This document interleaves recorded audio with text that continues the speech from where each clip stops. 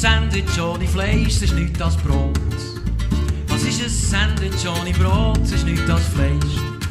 Erst wenn du mit Fleisch dein Brot belegst, erst wenn du mit Brot umgibst dein Fleisch, bekommst ein Sandwich, Brot und Fleisch. Schau, dass du dem gegen Rechnung drehst. Und zwar ist es wichtig, dass du Folgendes so weisst.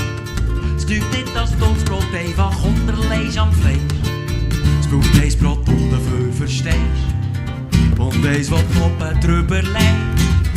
Nur wenn du so dran hergehst, bekommst du ein Sandwich, eins mit Fleisch.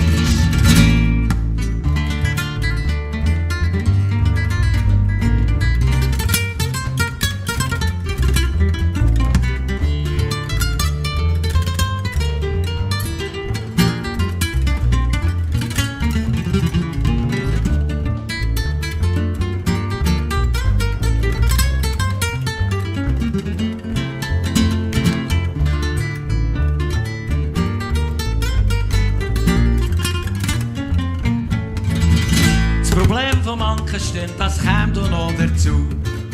Es geht darum, ja nicht auf die letzte Seite zu tun. Du siehst, du isst du Barbar und füllst deinen Bauch und wirst nicht gewahr, was in einem Sandwich auf deinem Tisch für Dialektik drinnen ist. Für Dialektik drinnen ist.